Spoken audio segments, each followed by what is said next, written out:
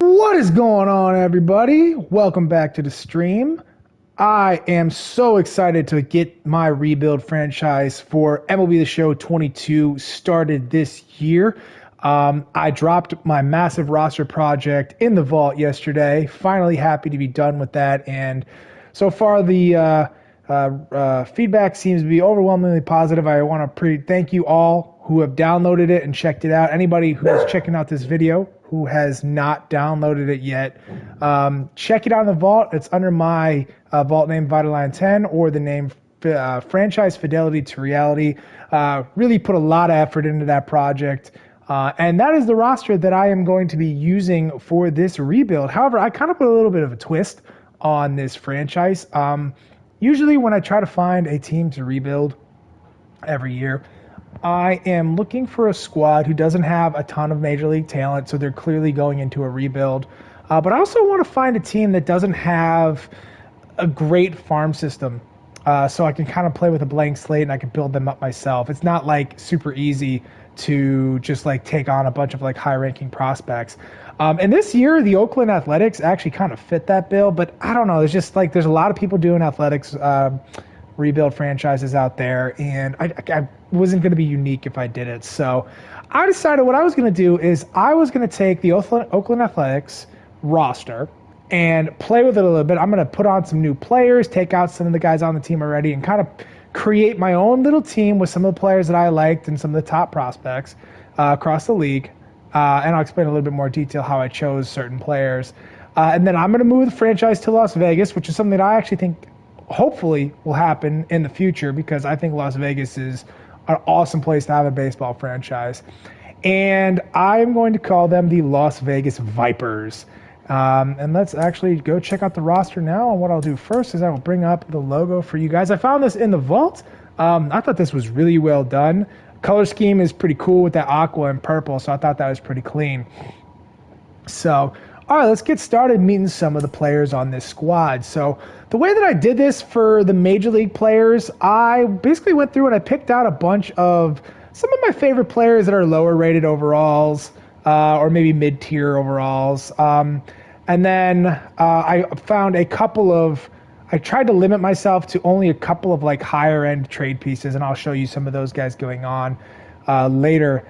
And then as far as top prospects for my system, what I did is I actually went to MLB Pipeline. I did a random number generator for each team, but I only did from 11 to 30. So I have no top 10 prospects from anybody's system on my roster except for one, and I allowed myself one top 100 prospect from the 50 to 100 range, and I'll show you who that is when we get there. So let's get going through this roster. Let's start with the starting pitchers. So I did keep Frankie Montas from the Athletics roster. I figured that this is a nice little trade chip to have.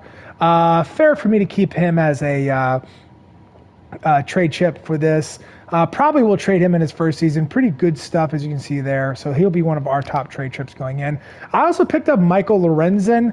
Not so much for the pitching part of him, but I'm going to have fun pitching with him. But I picked him up actually because I wanted to put him as my DH. I wanted to turn him into the next Ohtani. So Michael Lorenzen to start this franchise will actually be a starting pitcher as well as a DH. So I'm pretty excited about that. I'm really curious to see how that plays out.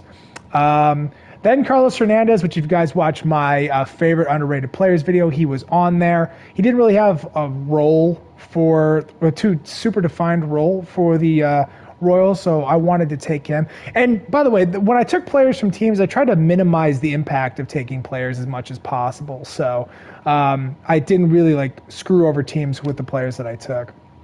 Then I took Dallas Keuchel. I feel like the White Sox are actually happy that I did this because he is awful, but I need somebody, to kind of fill out my rotation, and there he is.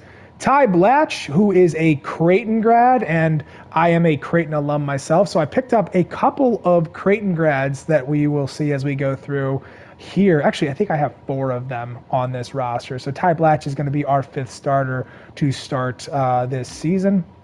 Glenn Otto was one of those prospects that I got going through. Nothing too crazy out of him. I'm not quite sure what his potential is. Let's take a look real quick. 76 potential, so nothing too crazy for Glenn Otto. Same deal for Bowden Francis. That's a guy I picked up. He's one of the top prospects. I can't remember what team he's on either. Justice Sheffield I picked up from the Mariners. Was supposed to be the big-time get in the Robinson Cano trade. Robinson Cano? I believe, yeah, Robinson Cano is who he was traded for when the Yankees first had him. He never really kind of panned out. I'm going to try to revive his career. He's only 25 years old, so I think we're going to start him in the minors to see if he can kind of get back to that top prospect status and achieve some of those high expectations that he had. Tuki Toussaint. Hey, what's up, Joshua? Thanks for joining the stream, my man. Toussaint is another guy that we're going to try to develop into a good starting pitcher. Good pedigree, but just hasn't quite figured it out yet as a starting pitcher for the Braves. Bo Brisk is another guy we picked up for a top prospect. He's probably one of our top 20 prospects, I think, for him. Parker Dunshee, he was already on the Athletics, so I just kept him as an organizational guy. Kyle Nicholas is from the Pirates. Let's see. Riley Thompson I actually created, so I couldn't get all of my favorite Cubs prospects in the base roster, so there's a couple of guys I threw into this so I could play with them a little bit. Riley Thompson has been a favorite of mine since the Cubs drafted him. I think it was 2017 they drafted him. I used to throw upper 90s, but Joshua, so if you want to go back and watch the start of the stream, I didn't make transactions. I actually created my own custom team with some, I just picked players throughout. So if you want to go back and watch the stream when it's over, you can kind of figure out and see how I described all of that. So Riley Thompson, just to suffice to say, guy I'm going to like pitching. Don't know if he'll turn into much, but he'll be fun to pitch with. Chris Clark's another guy from the Cubs, same deal. Beck Way is a top 30 prospect from the Yankees that we picked up in that top prospect roulette. Dylan Dodd is from the Braves. Sean Burke is from the White Sox. Alec Willis, can't remember where he was from. 19 years old. What type of potential were we looking at for him? 78, so decent potential there. Might be able to build him into something. And then Brian Medina, I think he's from the Padres, another 19-year-old starting pitcher. Okay, moving over to the relief pitchers. I also picked up more than a few Cubs guys. And Pierce Johnson actually was the first draft pick. First draft pick? No, was it Albert Almora? He was one of the in the 2012 draft when Theo Epstein first took over. He was drafted as a starting pitcher for the Chicago Cubs. Never panned out. Only played one season in the majors for the Cubs. You see, like at that one appearance there, but's turned himself into a nice relief pitcher for San Diego the last two seasons. So he is now a Las Vegas Viper. Brooks Raley is another top prospect in the Cubs. This guy was in the late 2000s, early 2010s. Starting pitcher prospect, never panned out. Turned himself into a halfway decent reliever the last couple seasons with Houston, so he is now one of our main lefties in the bullpen. I had to go get Pedro Strop from free agency. He's at the end of his career. He probably won't net us anything in terms of a trade, but it'll be fun to have hats to the side back on our team. I was always a big Strop fan. One of my favorite pitchers. Loved his swagger, loved his stuff. Jay Jackson, here's another former Cubs prospect. He never actually broke through the majors with the Chicago Cubs, but he broke through with, he finally started to figure out back with Milwaukee in 2019 and took him from the Braves. Low-end relief pitcher, but should be nice to have him with us. Jason Adam, he pitched for the Cubs for a hot minute back in 2020 and 2021. Throws pretty hard, decent breaking stuff. I think he's got 99 break on his slider is what he has. Sean Newcomb actually just got acquired by the Cubs. I actually, when I was deciding who I wanted to put on this roster, picked up Newcomb just because I wanted a reclamation project. He used to be pretty good, but really kind of fallen off since 2019. You see some of the numbers there. So hopefully we can turn him into a strong relief arm. He's definitely got long reliever potential. Maybe we can develop him into a middle relief prospect as well. Carl Edwards Jr., this guy, wow, he just fell off of a cliff. I mean, when he started his career, he was, nasty. And then in 2019, he just forgot how to throw strikes. And that was really the beginning of the end for him. You see that ERA up to 8.47. Really hasn't found his way back. I still believe in the talent. You see, he's got that 99 break, throws pretty good velocity. So we'll see if we can get anything out of him. He's already 30 years old. Kenyon Middleton's actually a guy I've been a fan of for a while. I remember picking him up in fantasy baseball back in 2017. Thought he was the next coming of a top-end closer, but he's really been dealing with a lot of injuries the last 3 or so years. So we're going to give him a shot and see if we can get something out of him, maybe get a back into the bullpen guy going forward. Luis Frias, that's the guy we got in our prospect roulette. Tyler Ivey from the Astros as well. Jacob Lemoyne is from the Athletics, so he's just an organizational guy. So is Kirby Smead. Dakota Mex is not a top prospect for the Cubs, but I needed somebody to fill an organizational role, so I went and I grabbed him. Mike Wright, he's actually on the Dodgers, but I needed somebody to be kind of just like an organizational guy as well, so he's there. Pimentel, another organizational guy, so is Romero, so is Long, so is McIntyre, so Weissenberger. Those guys are all organizational guys. I just need somebody. Most of the relief pitchers are going to be just like organizational guys. We have some warm bodies. We'll switch it up after the first year for those guys. Bryce Bonnin is not an organizational guy. He is a top prospect from that prospect roulette. He is actually a starting pitcher, but I changed him to relief pitcher for this franchise because he's got some pretty nasty stuff. You see those Ks per 9 numbers already at a 72, despite only being 62 overall. So I think I like what this kid can bring us. He might be able to be a nice back end of the bullpen piece. Ruiz is a back end guy. Tice is a back end, organizational guy as well. So Jeremiah Estrada, one of my favorite Cubs prospects. He was drafted 17, I think. Filthy stuff, but he's never been able to stay healthy. You see his durability's down there. Definitely has closer potential with how nasty he is. His changeup is really good. Pairs it with a couple of good fastballs and a solid curveball as well. So that'll be pretty interesting to see how he pans out. And then Abner Uribe, we picked him up from the Milwaukee Brewers. You see, he's another guy with some filthy stuff, but we're going to have to be able to hold on, guys, 1 second. Sorry, my dog likes to bark at, like, everything right now. So, good girl. She finally sat down. So, Uribe going to have to figure out his control, but, wow, 99 miles an hour on that fastball. Probably his 99 break on that slider, too. So, this guy's filth. All right, over to catcher. We have another Creighton grad. Actually, so that's 5. I forgot about Anthony Benboom. Mostly just a depth catcher for me. I need somebody up here because I have a younger catcher that needs some time to develop. Defensive first guy, has a little bit of pop, but nothing too crazy. William Contreras, I couldn't do this franchise and not go get Wilson Contreras' little brother. He's not really in position to do anything for the Braves over the next couple of years because he's got a lot of catchers in front of him. So I took him and said, hey, you know what, dude? We're going to play you. Come play for us. And that's what he did. PJ Higgins, another organizational filler guy. Had to go with the Cubs guy as well. Always kind of like PJ Higgins. He broke through the majors last year, and then he got unfortunately hurt, so that kind of sucked for him. But so he's a nice organizational depth guy. Rene Pinto, he is an organizational catcher. He's a top prospect from the Tampa Bay Rays, so it'll be nice to have him around. Drew Millis is from the Nationals. Carson Taylor is from the Dodgers. Taylor Davis, another former Cubs guy. As you see, I'm loading up on Cubs guys to fill out my organizations. Really, he's a fan favorite guy. Always, just fans just love him. He had what year was it? Only home run of his career, so 2019.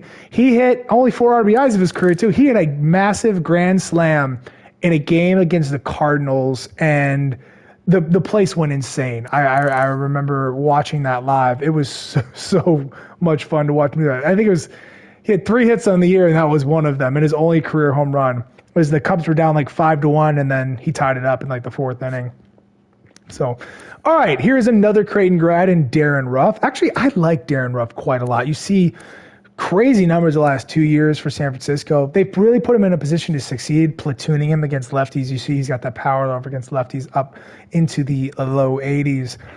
So pretty solid defender as well. Can play a little bit of outfield. He's a little too slow for me to probably put out there, but he can play it if I need him to. I also went and I picked up the Yerminator. He got disrespected by, what's his name? The manager from the White Sox. I can't remember his name. Former manager of the Cardinals. The only thing that's coming to my mind is Tommy Lasorda. Definitely not it. Well, whatever. If somebody can remind me who that is, help me out because I can't remember right now for some reason. La Russa. There we go. Tony La Russa. I knew it was T and L. I just couldn't remember what it was. Yeah. So he's been disrespected by La Russa last year. I'm going to bring in the Yerminator. I believe in him. We're going to let him swing at all the 3-0 pitches and hit grand slams all he wants because I'm not about the unwritten rules of baseball. Dalton Kelly, organizational guy, was already with the. I know the only thing coming to my head was Lasorda. It was driving me nuts with it. He's like 90 years old, bro. Like. Dermis Garcia, organizational guy. JT Schwartz is from the Mets. Don't love that he's 22 years old and 54 overall, but I got what I got in the prospect roulette, and that's what I'm gonna have to go and work with. I had to bring in Tommy 3 a.m. If you don't understand the reference, when Tommy La Stella played for the Chicago Cubs back in their championship window of 2015 to 2018, he was pretty much a dominant pinch hitter. Does he still have that? Yeah, I don't understand why he doesn't have that pinch hitter thing because he's always been a great pinch hitter in his career. But he was like a dominant pinch hitter for the Cubs. And when asked one time about Tommy La Stella, Joe Madden said he could call up Tommy at 3 o'clock in the morning who could roll out of bed and get a hit. And it's true. Tommy's always been a pretty strong hitter against righties in his career. He even had a monster season in LA before breaking his shin in 2019. So we're happy to have him back. He's going to be our starting second baseman to kick off this franchise. Mike Freeman, I needed a guy for depth, just a utility guy playing at AAA. Adam Hall, who is a top 30 prospect from the Baltimore Orioles, going to be rolling him at second base. The bat needs some work, but good defense and speed. Clayton Daniel, another organizational guy coming from the Athletics. Tyler McDonough is from the Boston Red Sox. Utility player, good contact, good defense, but the power is lacking, so we'll see what we can get out of him. Elvis Peralta, that's an organizational guy from the Athletics. Jake Fox, I cannot remember what team he is from, but you see the makeup on the screen there. Okay, so another guy that I highlighted in my underrated players video, Santiago Espinal. I really like his contact numbers. Power, I can live with it. This is a guy that I'll probably put near the lower part of my order, get some slap hits and whatnot. Good defender. You'll see the numbers there. And good defensive versatility, so I like that. Carter Kieboom is a guy I picked up from the Washington Nationals. I wanted to use him as like a reclamation project. You guys saw I had a couple of pitchers like this, and Kieboom, former top, probably top 30 prospect in baseball, hasn't done really anything in his short career so far. So I'm going to bring him in here. Going to start him in the minors, try to see if we can develop him into achieving that B potential. Yeah. Right behind him, this is the only top 100 prospect on our team, Gunnar Henderson. He's actually listed as a shortstop. I'm going to keep him at third base, though, because that's what he is in the base roster that I created. He's built more for third base. His actions and athleticism at shortstop aren't maybe super great. He's probably built better for third base with his arm strength.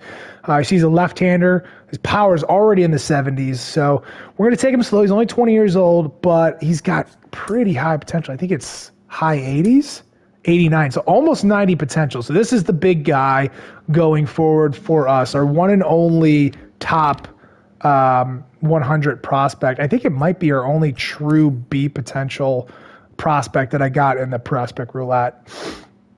Casey Schmidt, he is from the Giants, 23 years old, 61. I'm not expecting a ton out of him. His bat's not super great, but he is a very good defender. So we'll see what we can get out of him. He's got relief pitcher as a secondary position. I don't understand. How did that show up as that in there? Oh, that's weird. And then Christian Rodriguez. I don't know where I got him from, but I kind of like his makeup. He's already in the low to mid 40s for some of his batting numbers, and he's only a 53 overall. decent defense. So there might be something to play with this kid if he can develop at a rapid enough rate. Move over to shortstop. I had to go get the Creighton grad, Nicky Lopez. I hyped him up in my underrated video. I really do like Nicky Lopez. I mean, great defense, solid contact numbers. I think he's going to grow a couple overall. So 84 is what his potential is. So maybe I'll focus train the batting numbers for the contact a little bit so we can really, hopefully, he's never going to hit for great power. So if we can just get those contact numbers maybe into the 80s, which might be a little bit wishful thinking, but if we get those into the 80s, he'll be a solid contact, maybe hit over 300 every year and give us A+ defense. I would love that. I also had to go get Nick Gordon, give him a shot. Like I mentioned in my underrated players video, he doesn't really have a role in Minnesota, and I want to try to give him a shot to achieve that former top prospect potential. He's only got 79 potential, so he's not going to grow crazy, but we're going to see what we can get out of him. Had to go get Scott Kingery as well. Needed a utility player. Injuries and strikeouts have really been his biggest issue in his career.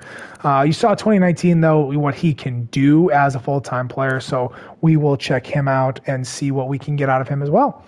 Wilfredo Tovar, this is a guy that's just an organizational piece, needed some depth. Zach Short, former Cubs prospect as well. Got some good pop in his bat. He's a pretty decent defender, runs pretty well as well. So probably just going to be a depth player. But, we'll see what we can get out of him. Maybe we can get some backup. You did the favor with a Kingery contract. I did help out a couple teams with that. I almost went and I almost took David Price for the Dodgers to clear out like $35 million, but I'm like, I don't want that contract, so I'm not going to do that. Kevin Made is the prospect I got from the Cubs. This is a slick fielding shortstop for the Cubs. Got a good enough arm strength to play third base as well. Oh, he doesn't have that as a secondary position. I'll make sure that he gets that as a secondary position. Bat is still developing, but I'm pretty excited about this kid. We'll see what we can get out of him. Diane Jorge is from the Colorado Rockies, extremely young, out of Cuba. Really going to have to work on developing his bat. You see some of those low batting numbers over there. Moving to left field, this is the top batting prospect. I allowed myself one top pitching prospect and one top batting trade candidates. I initially had Byron Buxton because I'm a pretty big Buxton fan. But the team was being a little heavily rated. I was like in the top 20. I'm like, I don't want to be rated that high. So I went and I got Joey Gallo. I was able to drop myself down to like 22 or 23. So I felt a little bit more comfortable with my team rank. I was really looking for a guy that was like realistic to trade. Like Gallo's in his last year of arbitration. So he's going to be dealt. If he was on a rebuilding team, he would definitely be dealt. I'm going to be playing Gallo in center field because I don't have anybody else good enough to play there. And he's definitely got the ability to play in center field defensively. You see some of those fielding numbers. Contact and vision are a problem for Joey, but Joey hits for a lot of power, so I am excited to put him in the middle of my lineup. And I also grabbed Miguel Andujar from the Yankees as well. He's actually currently in the minor leagues for the Yankees, I believe. Doesn't have a role for them, and I wanted to give him a chance to play every day, so we're going to play him in left field. Nick Banks is a depth guy from the Athletics. Cole Roeder is another one of those Cubs prospects that could not get into the base roster. He's been dealing with some injuries. I think he just had Tommy John last year on his arm. So you see that arm strength is in the toilet, but he's got a pretty good smooth stroke. So it could be a pretty good platoon player on the strong side of the platoon against righties. And then Vance Vizcaino is just a depth player. From the Phillies, I got Mickey Moniak, former number 1 overall pick. Still only 23 years old, which is weird because he's another guy who I feel like has been in baseball for 10 years. Not done anything in his brief tenure in the majors, but I think he still has 79 potential, so we're going to see if we can get something out of him. He's going to be competing with Taylor Trammell in the short term to try to see who is going to be our everyday center fielder coming up in, probably about half a season to 2 years. We'll see if either one of these guys can pan out as our everyday center fielder. Luis Gonzalez is a depth prospect. So is Maciel. Goldberg. Labrada, I picked up from, I can't remember the team he picked him up. Picked up from 22 years old, but only 57 overall. Bat is kind of a problem, so not sure what we're going to be able to get out of him. Pretty strong athleticism, so he's got good defense, could make it as a fourth outfielder. So, and then finally, I went and I got Yasiel Puig. I called him up over in the KBO. I said, hey, listen, we've got this team. We think you'd be perfect on it. We want you to come over and play for us, teach the young kids how to play. And he said, yeah, he came over. So I'm excited to have Puig back in the majors to see what he can do. He'll slot right into the middle of our lineup. Yeah, I'm really happy to have Yasiel Puig back in MLB The Show. And then I had to pick up Lars Nootbaar just simply because of the name. It is the best name in all of baseball. I'm not even a Cardinals fan, and I can admit that. So pretty nice left-handed bat as well. Guy who's going to start as our fourth outfielder right now. We'll see if we can get him in. After the midseason when we trade Gallo, he might be sliding into maybe possibly as a starting center fielder. You see some of the defensive numbers that he has there. Greg Deichmann, I took from the Cubs. Needed a guy for like kind of an up and down outfielder. Decent bat and decent defense, but nothing too crazy to write home about. Already 26 years old. I think he has only 74 potential. So we'll see if we'll get him some playing time in the first season and if he can catch lightning in a bottle there. Mickey McDonald is a guy that plays in the athletics organization, and I could not get rid of this guy because he also has one of the greatest names in baseball, Mickey McDonald. Like, I had to keep him. I couldn't get rid of him. I don't even care how good he is. Like, I might just keep him just because of his name for his entire career until he retires. Tyler Gentry, I picked him up. I think he's another prospect. Can't remember where I want to say Tigers. No, not Tigers. I think it was Bo Brisk I picked up from the Tigers. Can't remember where Gentry is. And then Will Robertson is another Creighton grad. I picked him up from the Blue Jays. Really good pop in his bat, but has some strikeout issues. Pretty limited defensively outside of that arm strength. So may eventually have to move him to left field if he can't get a little bit better. He's pretty slow with that 32 speed, but he definitely has the arm for right field. And then Emmanuel Rodriguez is actually a pretty good prospect. I think he might be 79 potential, 19-year-old out of Cuba. 78 potential. And then behind him is Alexander Ramirez, who is another B potential prospect. So he's our second B potential prospect. Where was he from? I think he's the Angels, Alexander Ramirez. He's got that, yeah, just straight 80 potential. So we are pretty good starting this rebuild in right field. We definitely have a lot to do elsewhere across the board for this rebuild, but this is going to be fun. I'm really excited for this because I got a lot of players on here that I kind of like that wouldn't make sense to acquire in other franchises per se, or like a rebuild, so I like to play with them. I get to put Michael Lorenzen in the DH and kind of treat him like an Ohtani, so that's pretty fun. So I'm excited to see how this goes from here. Yeah, just going to show you guys the current ranks there. Now, I was like 23 when I was looking at the pre-franchise screen. I don't know why I'm down to 27th. Maybe it's because of the spring training rosters. But yeah, I think that the jerseys are pretty slick. Let's see if I can show you. So those are my away jerseys with the purple, solid purple. And then I think the home jerseys are slick. I got, well, here, let's go into... So show off some of my jerseys here.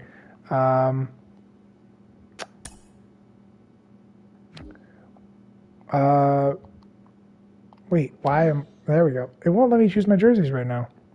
Huh, that's weird.